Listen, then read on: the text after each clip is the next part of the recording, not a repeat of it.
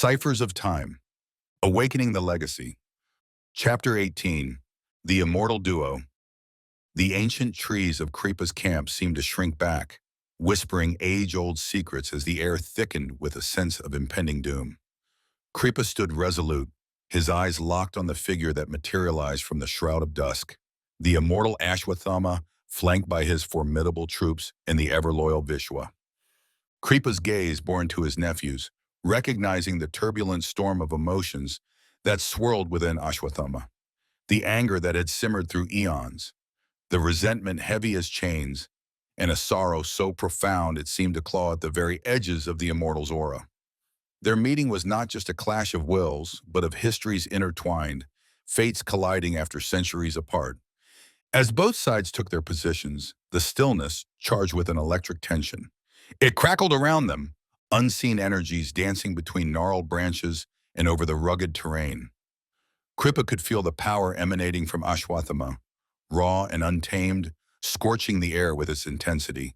His own energy responded in kind, a subtle glow that pulsed with wisdom and the strength of countless years.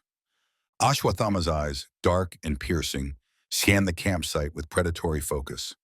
They sought out the faces he had never seen, yet despised with every fiber of his being. Manu and Shantanu. He scrutinized each shadow, every movement amongst the tents, driven by the singular obsession that had consumed him for lifetimes. Kripa observed the fervent search, understanding too well the burden that drove Ashwathama's relentless pursuit.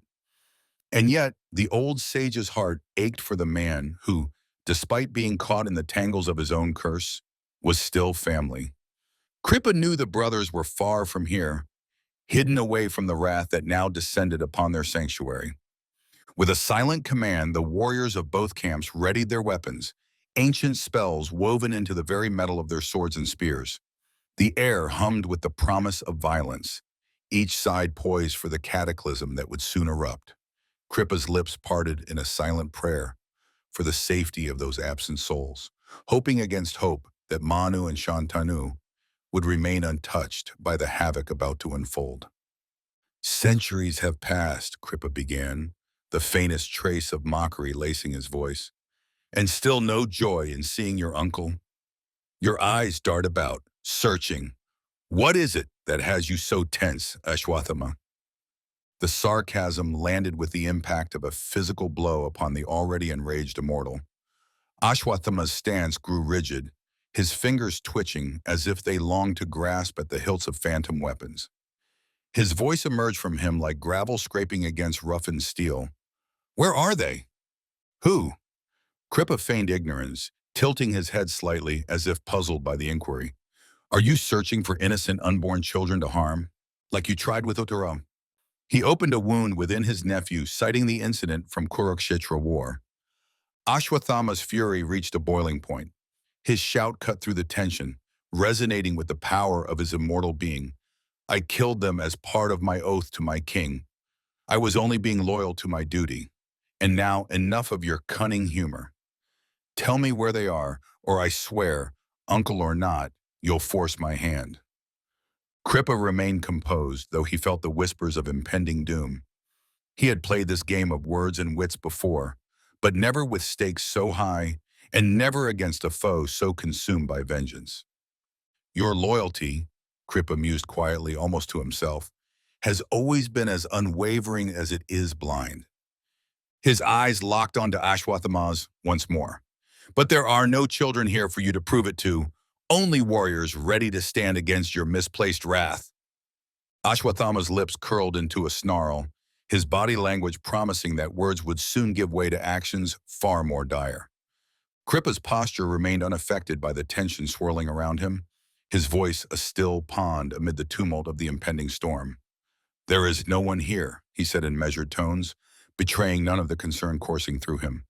You can search for yourself, and once done, please leave the place. Vishwa, with a nod from Ashwathama, led his men on a meticulous hunt through the camp. They overturned every stone and peered into every shadow, only to return empty-handed. The frustration was palpable as Vishwa approached Ashwathama, extending a crumpled piece of parchment, the note from Shantanu. Here is what we need, Vishwa reported, his eyes flickering with a glint of success despite their failure to locate the brothers. Ashwathama unfolded the note with a mixture of irritation and curiosity. As he read, a sardonic laugh escaped him. "Oh, he wanted to chase me. Poor kid." He turned to Kripa with mock tenderness. "Dear uncle, how cute his anger is." The mockery in his tone sliced through the air. His eyes, however, betrayed the simmering fury beneath as he demanded, "Where is the other one?" Kripa sighed, a sound that seemed to echo the weariness of centuries. "It seems my nephew did not learn from his past yet," he lamented before steel hardened his gaze. "Okay, let's take it your way." As if the words were a catalyst, the air itself seemed to curdle with power. The earth trembled underfoot as old forces awakened, clashing with the modern world's pulse. Kripa raised his hands, and the wind answered his call, whipping around him in a protective vortex.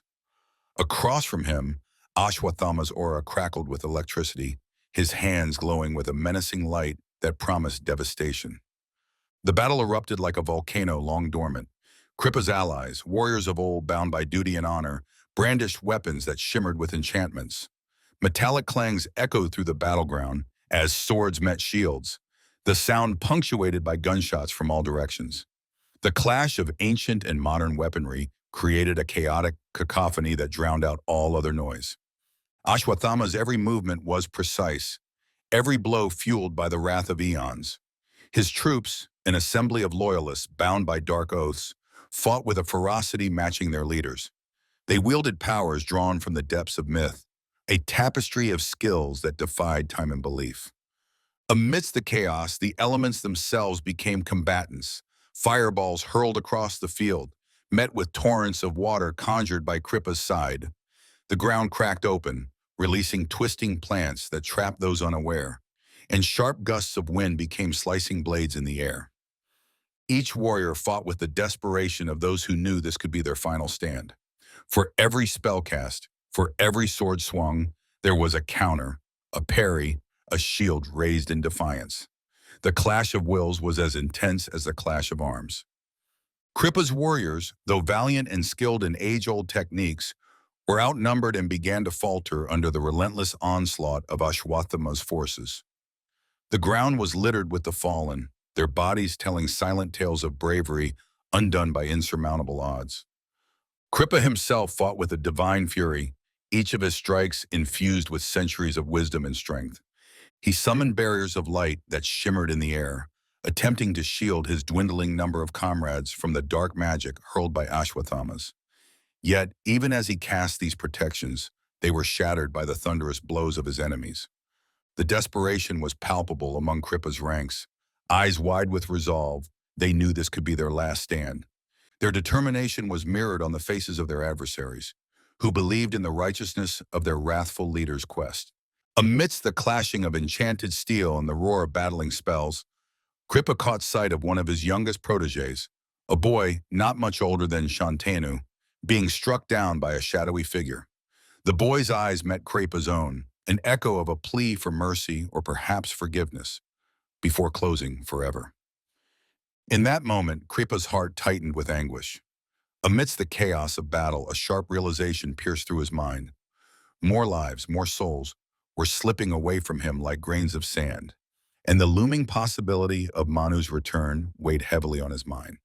Kripa's face, weathered by time and etched with lines of sorrow, hardened with resolve. His eyes, once filled with the fire of combat, now softened with the sheen of unshed tears. He arrived at a difficult but necessary decision. "Enough!" Kripa's voice boomed over the battlefield, imbued with a power that stilled friend and foe alike.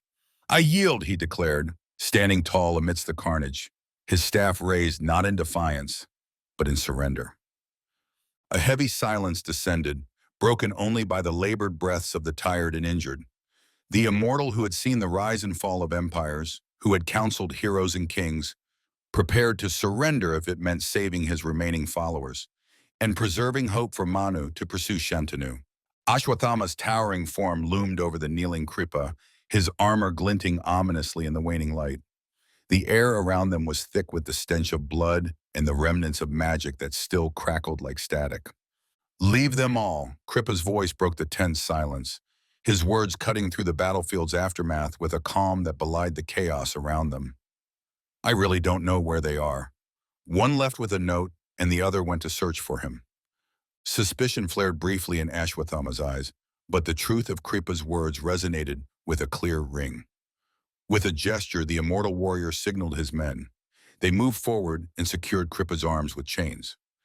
Get him, Ashwathama commanded, his gaze already scanning the horizon, hunting for any sign of the brothers. He can't be cut loose until we find the brothers. Kripa faced his captor with calmness, understanding that his sacrifice had granted valuable time. With attention on him, Manu had a fighting chance.